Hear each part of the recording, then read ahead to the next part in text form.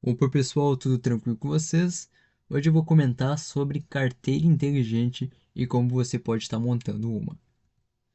Neste exemplo aqui, o valor de carteira vai ser de R$ 1.600. Então, nesse nosso primeiro cenário, a gente tem 5 ações, como vocês estão vendo, e a ação 1 representa 50% da carteira total, aqui dando os R$ 800.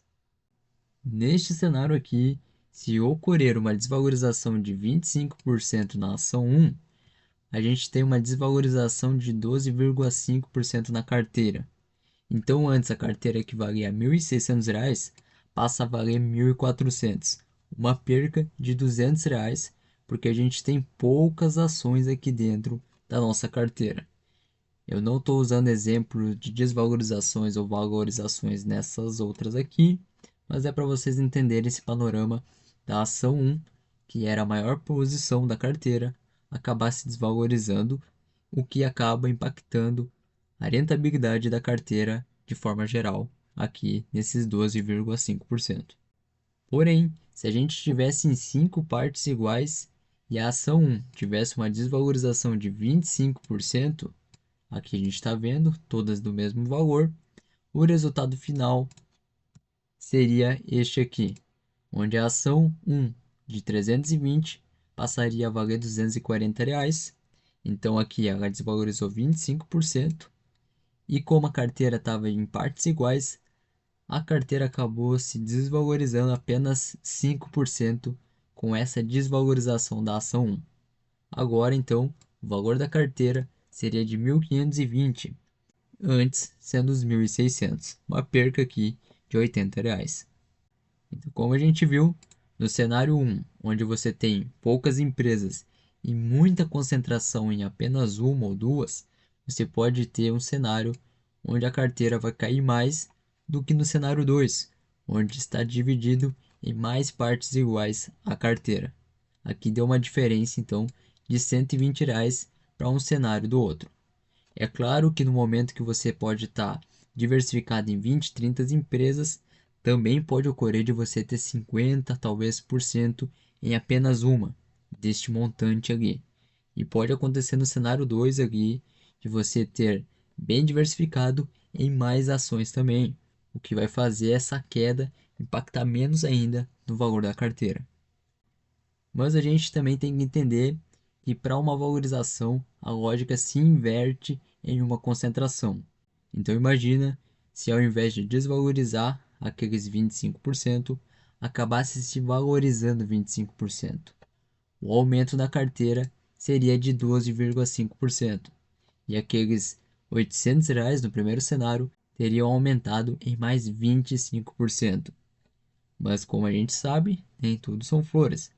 As chances de acertar vão acabar diminuindo nessa maior concentração. Imagina que você vai concentrar em 3 empresas das 5 que você tem em carteira. E acontece de você errar em 2 dessas. Você tem um impacto muito grande porque era grande parte aí da sua carteira na ação. Então, como a gente vê, mais diversificação acaba trazendo mais solidez para a carteira. Ela tem menos volatilidade na parte de desvalorização ou valorização, de uma forma geral. Os riscos acabam diminuindo muito, pois nesse cenário, se tu errou na ação, ela não vai impactar toda a tua carteira, já que ela tinha mais ações ali em partes próximas ou iguais na questão de porcentagem da carteira. Então você não vai perder grande parte aí do valor da sua carteira se uma empresa do nada decretar falência, se uma empresa do nada apresentar resultados péssimos. Então você não teria tanto impacto ali negativo na carteira. E por isso que a gente tem a diversificação, mas ela é muito de acordo com o perfil do investidor. E o perfil do investidor muitas vezes vai depender da idade. E a gente então tem 3 perfis: conservador, moderado e arrojado. Mas vamos começar aqui na parte conservadora. Uma coisa é muito certa: a idade mais avançada tende a ser mais conservador. Vai ter exceções, como sempre, mas a gente tem que entender que na parte mais avançada da idade não vale a pena colocar tudo em uma cesta. Vai colocar todos os ovos na cesta, a cesta vai cair, aí é um esculacho, né? Então, nesse exemplo aqui, a gente tem aqui 10 empresas, tá? Aqui tem a primeira, aqui é a nona, mas aqui a gente tem a décima. Então, a gente vê que são 4% em cada empresa e tem 60% de renda fixa, o que muitas vezes traz menos volatilidade, ainda mais se for acompanhado no CDI ou uma Selic. Então, aqui, ao mesmo tempo, ele pode estar investindo em pré-fixados, mas ele pode estar diversificado dentro, né, nesse percentual de renda fixa. O que eu quero dizer aqui é que a renda fixa é previsível, enquanto as ações não. E por as ações não serem previsíveis, a pessoa tende a colocar mais ações na carteira para diversificar e diminuir o risco. Então, como a gente viu, ele não pode mais depender do longo prazo. Imagina que essa pessoa está com 60, 70 anos. Ela não sabe como é que vai ser o dia da manhã, então ela não pode mais depender para sobreviver do longo prazo. Ela tem que ter mais previsibilidade na carteira. Ela também não vai querer mais enfrentar a volatilidade. Imagina no momento que ela tivesse só ações na carteira e ocorresse ali a situação de 2020. Tudo vira quase pó da noite para o dia, claro, depois se recupera. Mas imagina que nesse dia que desvalorizou um monte, ela precisa de dinheiro e ela não tem muito de onde é que tirar e vai ter que acabar vendendo prejuízo. Cenários assim acontecem, sabe? Então ela não pode ter essa volatilidade toda, que também causa riscos. Ela não pode ter tantos riscos em renda variável. Ela quer algo mais previsível, aí a renda fixa atende mais e a diversificação em mais ativos são muito mais confiáveis e seguros para a pessoa.